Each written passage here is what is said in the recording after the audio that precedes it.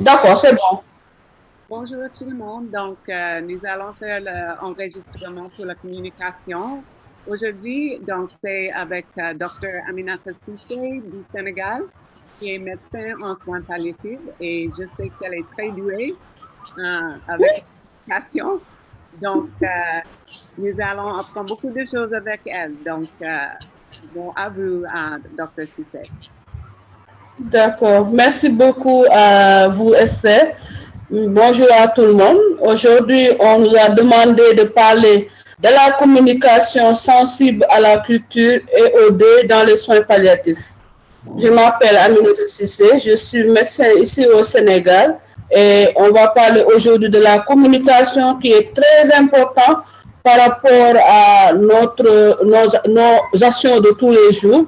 Et on dit souvent que les soins palliatifs, ce sont les soins de l'écoute qui dit écoute dit communication. Donc aujourd'hui, à la fin, nos objectifs, c'est de définir les bases d'une bonne communication, de décrire les types de communication et aussi de suivre le modèle EPIS pour annoncer les mauvaises nouvelles aux patients et aux familles. On va commencer par cette citation de Maya Angelou qui nous dit « Il n'y a pas de plus grande agonie que de porter en soi une histoire non racontée ». Ici au Sénégal, on a l'habitude de dire que toute douleur partagée est moins bien ressentie. Donc, d'où l'importance de communiquer, d'où l'importance de parler. Qu'est-ce qu'une communication efficace? C'est une compétence clinique essentielle et le fondement d'une prise en charge excellente et réussie des patients. Nous ne pouvons pas vraiment savoir ce que se passe dans la vie des gens. On a besoin de leur parler, on a besoin d'être avec eux pour savoir comment est-ce qu'ils vivent, par exemple, leur maladie, comment est-ce qu'ils ont eu cette maladie. Tout cela, on en a besoin en communiquant avec eux. Une communication efficace, c'est un processus d'échange d'idées, de pensées, d'opinions, de connaissances et de données, de manière à ce que le message soit reçu et compris avec clarté et dans un but précis. Lorsque nous communiquons efficacement, l'émetteur, c'est-à-dire la plupart du temps nous prestataires de santé, et le destinataire, c'est-à-dire le patient et sa famille, se sentent satisfaits. Ici, on a un schéma de la communication. Ici, comme on l'a dit tout à l'heure, il y a l'émetteur, c'est-à-dire le destinataire, que nous sommes prestataires de santé, et le récepteur ou destinataire, qui est le patient ou la famille. Entre les deux, on a un message qu'on veut faire passer. Et pour ce message, il faut un code.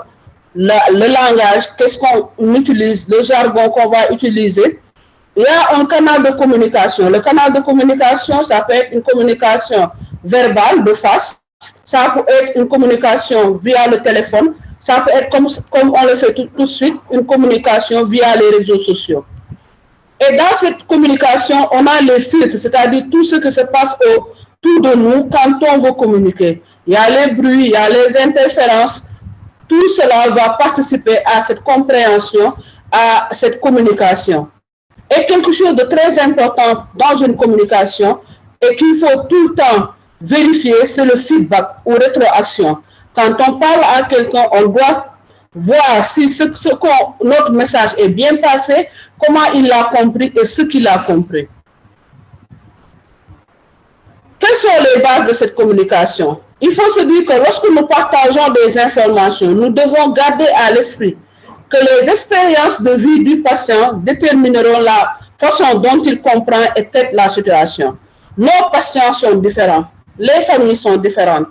Leur différence se fait, c'est par rapport à leur langue, leur éducation, leur train de vie, leur catégorie sociale, la race, le sexe, l'âge, la sexualité, la capacité et l'ethnicité. Tous ces facteurs font que nos patients sont différents, font que les familles sont différentes. Donc, on doit être préparé à ça. Quelles sont les bases toujours d'une bonne communication? On nous demande en tant que prestataire de santé d'être avant tout empathique. L'empathie est la base en soins palliatifs. Qu'est-ce que l'empathie? C'est cette capacité qu'on a de comprendre et de partager les sentiments de l'autre. cela ne peut se produire qu'avec une curiosité humble. Il faut faire preuve d'une réelle curiosité et d'une grande capacité d'écoute. On dit souvent que les soins palliatifs, ce sont les soins de l'écoute. Il va falloir essayer de valider les sentiments de la personne. On doit essayer de s'imaginer dans la même situation que la personne en face de nous. Il faut savoir être présent, pas seulement physiquement, mais être présent émotionnellement, psychologiquement pour nos patients. Avoir du temps pour chaque patient. Être authentique, c'est-à-dire être soi-même, être solidaire. Soyez vous-même, partagez, ressentez avec l'autre. Quand on nous demande d'être empathique, c'est cette faculté qu'on a de se mettre à la place de l'autre, mais sans pour autant se substituer à lui. On ne pense pas pour les malades, on ne définit pas les vœux du malade, mais on le reste lui-même s'exprimer. On ne se substitue pas à lui. Après l'empathie, on nous demande aussi d'être congruent.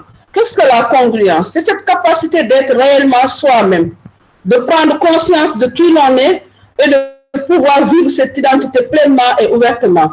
C'est un processus d'acceptation de soi, favorisant l'expression réellement de soi-même dans une dynamique qui permet la rencontre réelle avec l'autre. Ce qu'on nous demande, avant d'aller vers l'autre, c'est d'aller vers nous-mêmes, de savoir qui nous sommes et de l'accepter. Ce n'est que comme cela qu'on peut aller vers l'autre. On ne peut pas prétendre accepter quelqu'un quand on ne s'accepte pas soi-même. Donc, en tant que prestataire de santé, on nous demande de faire une prise de conscience personnelle. On nous demande d'avoir une conscience de soi avant d'aller vers l'autre.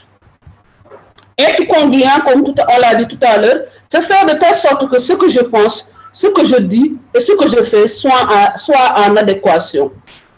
Cette conscience de soi, c'est une capacité à percevoir, à comprendre les choses qui font de nous ce que nous sommes en tant qu'individu. Qu'est-ce qui fait d'Aminata ce qu'elle est? Ma personnalité, mes actions, mes valeurs, mes croyances, mes émotions, mes pensées, mes préjugés, mes jugements, mes réactions. Il va falloir que j'accepte, que je sache qui je suis pour pouvoir prétendre aller vers l'autre. Il faut garder toujours, les gens oublieront ce que vous avez dit peut-être. Les gens oublieront ce que vous avez fait à un moment donné, mais les gens n'oublieront jamais ce que vous leur avez fait ressentir.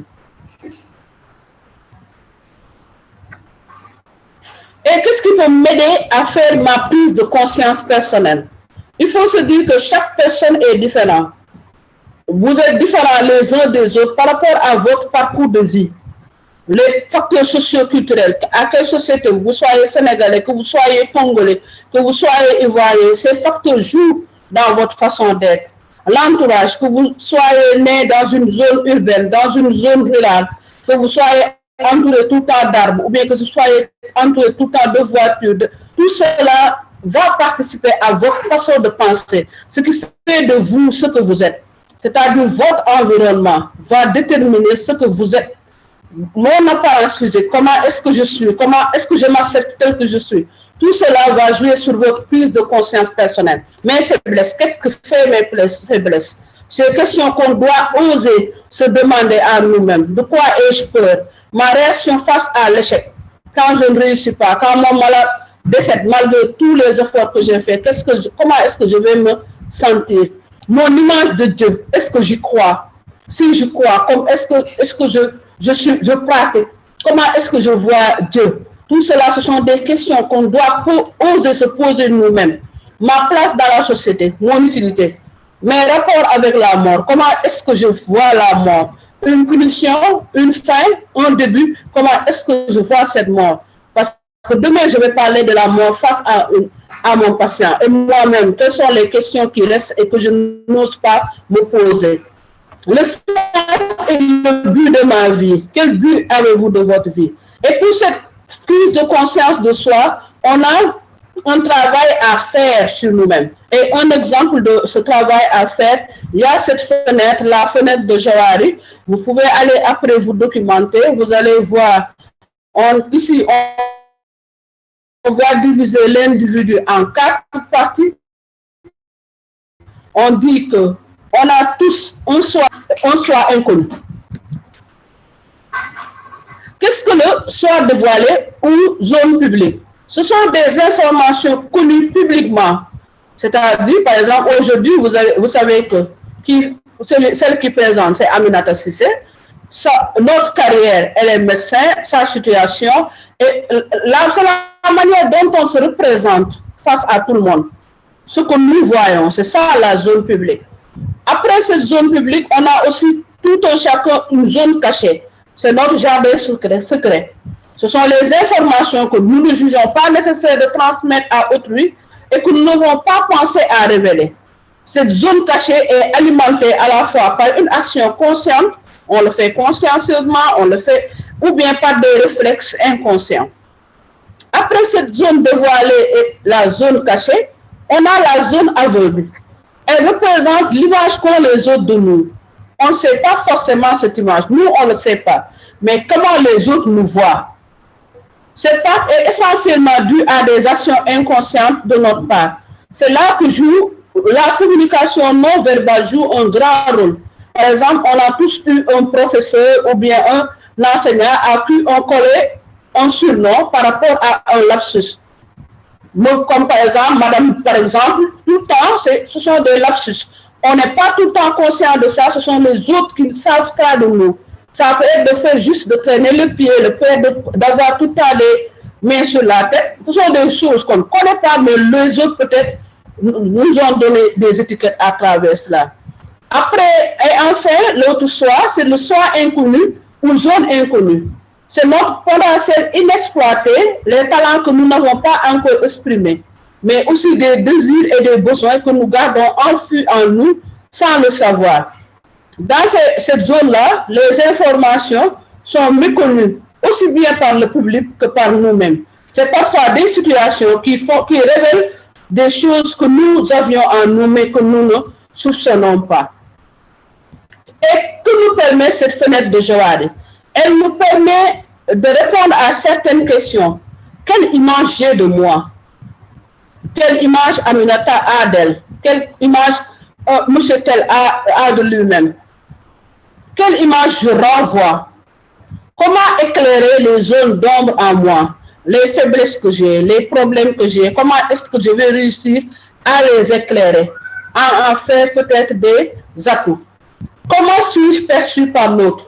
Comment rapprocher ce que je souhaite exprimer de ce que j'exprime? Comment pensent les autres? Que ressentent-ils? En bref, la fenêtre de Johari permet de mieux se connaître, de maîtriser notre image publique afin de gagner en cohérence. Elle est aussi une excellente base de travail et de compréhension sur autrui. Donc, elle nous aide à être empathiques. Donc, en résumé,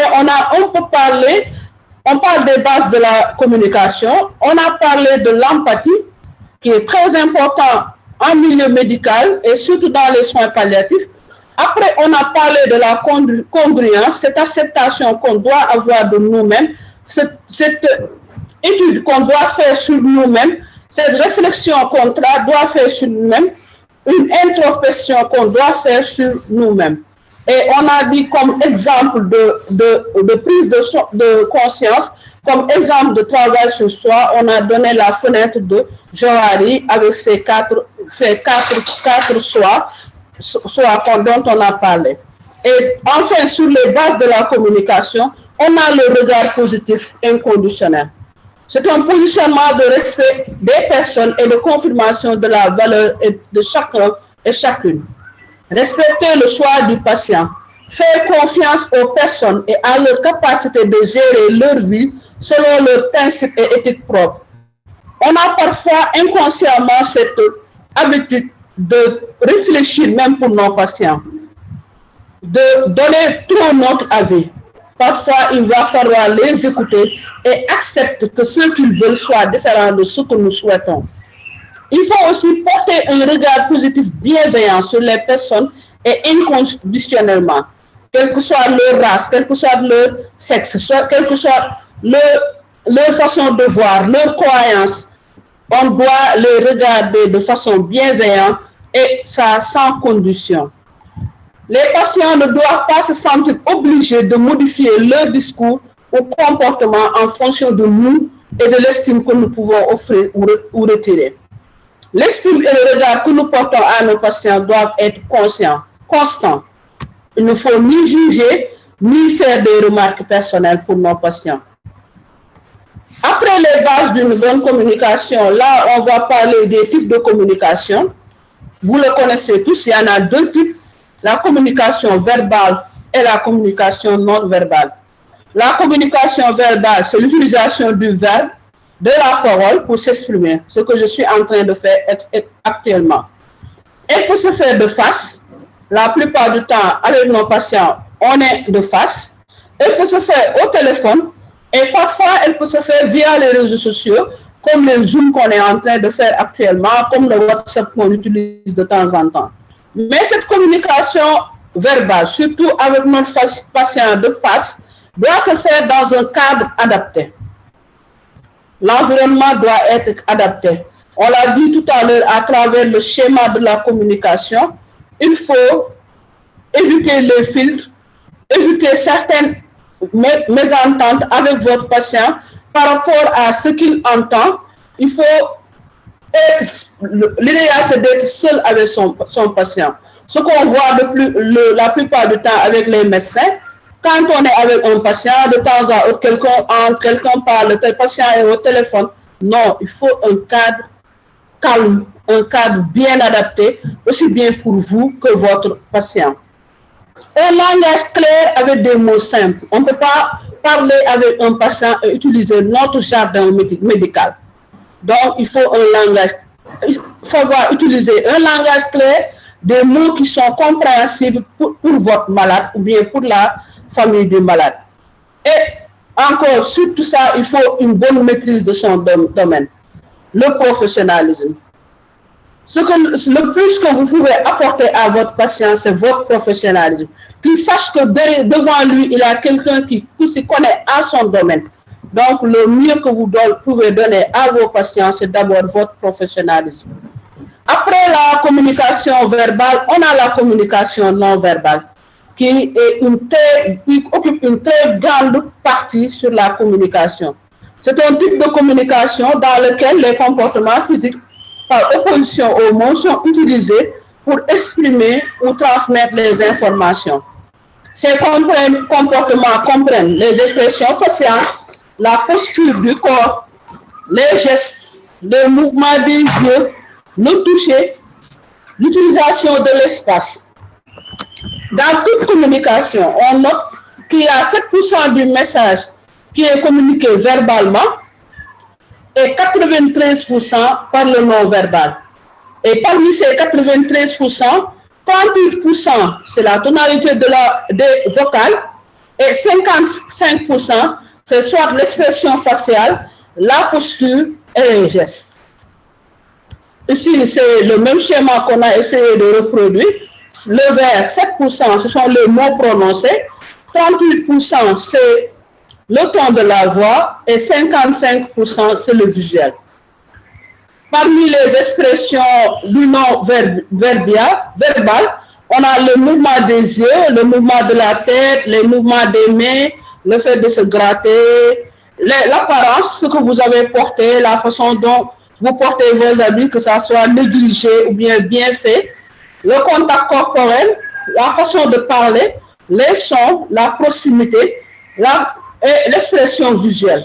La proximité, si vous avez votre malade, vous êtes à la porte et lui au fond de la chambre, et c'est différent qu'avec un médecin qui se met au chevet de son malade et qui a un contact corporel, c'est-à-dire qui a la main posée sur lui.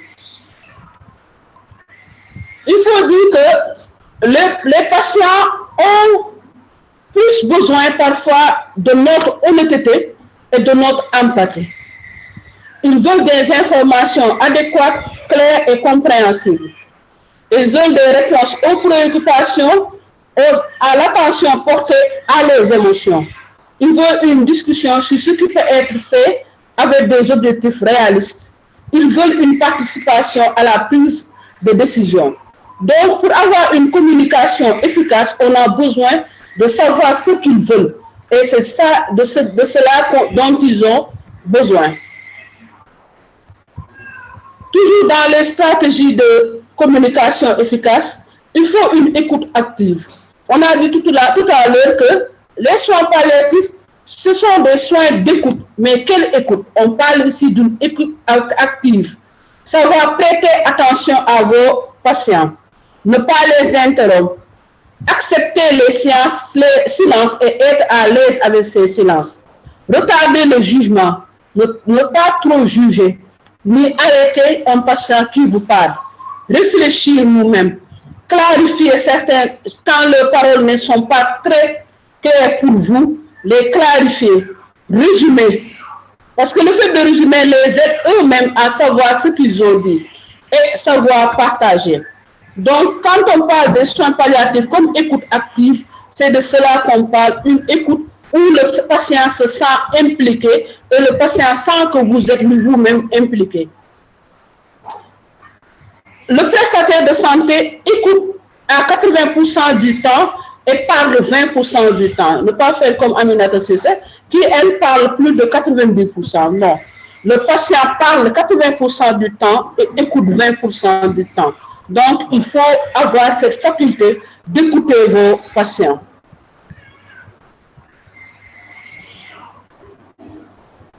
Donc, parmi toujours les stratégies, savoir écouter, savoir vérifier la communication, savoir poser des questions ouvertes et fermées et répondre aux vraies questions. On a parlé de la communication depuis le début, on a parlé des bases d'une bonne communication, on a parlé des stratégies de communication et parfois, nous, personnels de santé, avons des difficultés à communiquer. Et quand on pose la question, on dit que la plupart du temps, on a ces difficultés à communiquer lors de l'annonce de mauvaises nouvelles. Et qu'est-ce qu'une mauvaise nouvelle? Les mauvaises nouvelles ont été définies comme toute information susceptible de modifier profondément et de façon péjorative la vision qu'a le patient de son avenir. Non seulement on modifie, non seulement on annonce une nouvelle, mais cette nouvelle va changer la vie en fait non seulement de la famille, du patient, mais aussi de sa famille. Les patients et leurs familles se retrouvent en deuil. Et qu'est-ce que le deuil en fait? C'est une perte, le décès d'un ami, d'un parent, tel que nous le définissons d'habitude. Mais aussi, c'est la perte aussi d'un organe. Le fait qu'on vous dise, on va vous couper tel ou tel organe, on va vous amputer d'un membre, d'une faculté, etc. Le fait même de perdre un rêve va plonger vos patients dans une situation de deuil. Il peut être anticipé par le patient et sa famille dès l'annonce du diagnostic. Il y a des patients et leurs familles, dès que vous annoncez le diagnostic, ils sont déjà dans la situation de deuil, dans la situation de quelqu'un qui va partir.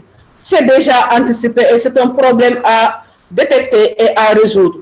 Il faut reconnaître aussi les étapes du deuil pour comprendre et faciliter l'accompagnement de nos patients. Je pense qu'on va parler de ce deuil dans une autre présentation. C'est très intéressant de reconnaître les étapes du deuil. Partager les mauvaises nouvelles. Pourquoi c'est important l'annonce de la mauvaise nouvelle? Pourquoi c'est important? Une nouvelle reste une nouvelle. Pourquoi devons-nous avoir tant de précautions pour faire cette annonce? Il faut garder à l'esprit que si nous le faisons mal, les patients ou les membres de leur famille ne nous le pardonneront jamais. Par contre, si nous le faisons bien, ils ne nous oublieront jamais. Et comment faire cette annonce de la mauvaise nouvelle? Ici, on a utilisé, on donne un exemple, on utilise cette méthode, c'est par rapport au protocole EPIS. EPIS, E comme environnement, P comme perception, I comme invitation, C comme connaissance, E comme empathie, S comme stratégie. D'abord l'environnement. On en a parlé tout à l'heure, la nécessité d'avoir un cadre adapté quand on fait une annonce. Où annoncer la nouvelle? Quand donner les nouvelles? Et on ne peut pas donner, il faut d'abord faire une étude sur votre patient, savoir s'il est prêt à accepter cette nouvelle pour pouvoir les donner. découvrez qui devrait être présent. Parfois, ils ont besoin d'un membre de la famille. Parfois, vous avez besoin d'un psychiatre à côté. Parfois, même vous avez besoin de quelqu'un qui vous seconde, vous, à donner cette nouvelle. Donc, il faudra découvrir qui doit être présent. Il faut préparer votre matériel qui comprendra ce dont vous aurez besoin pour faciliter le processus et obtenir les faits. Peut-être que vous avez besoin de revoir le dossier médical avant de parler à votre patient. Vous avez besoin d'un support peut-être visuel pour parler à votre patient. Donc, il faut préparer votre matériel. Présentez-vous et vérifiez comment les autres personnes présentes sont liées au patient. Donc, il va falloir non seulement vous faire une étude sur le patient, mais savoir quels sont les membres de la famille qui sont présents et savoir si votre patient veut que ceux qui l'accompagnent connaissent la nouvelle. Après l'environnement, il y a la perception. La perception, il s'agit d'évaluer le niveau de connaissance du patient. Il faudra d'abord demander à votre patient ce qu'il connaît de sa maladie. Le faire parler, que vous sachiez vous-même à quel degré de compréhension est votre patient. Que sait-il? Qu'est-ce qu'on lui a dit? Dans quelle mesure pense-t-il que sa maladie est grave? Accepter, il faut accepter le déni. Le déni est l'une des étapes du deuil. Mais n'affrontez pas la situation à ce stade.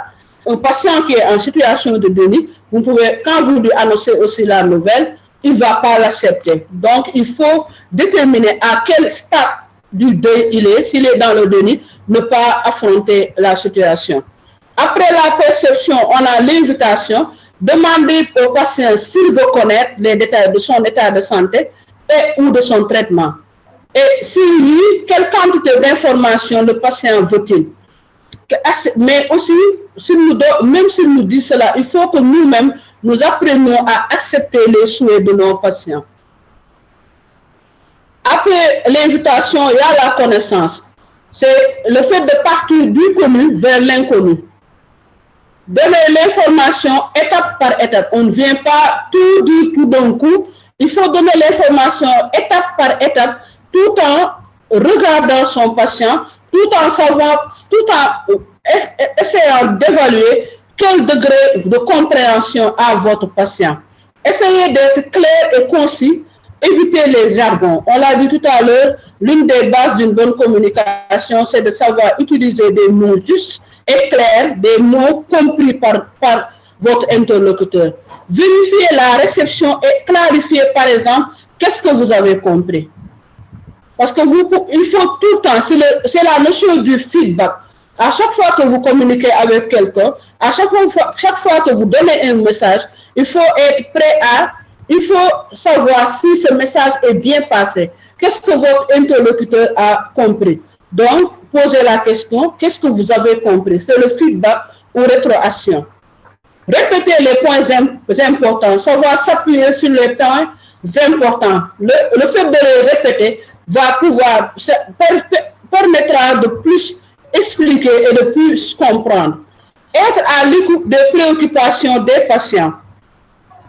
Ne pas avoir les mêmes préoccupations de nos patients. Si on n'a pas les mêmes préoccupations, quel que soit le discours qu'on va poser au patient, il va se sentir insatisfait parce que vous ne répondez pas à ses véritables préoccupations.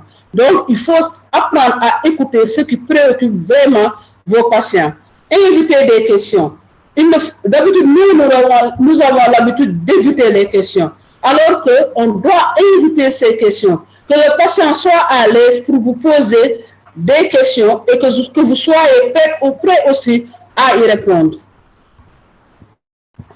Après les connaissances, il y a l'empathie. On en a parlé, c'est l'une des bases d'une bonne communication.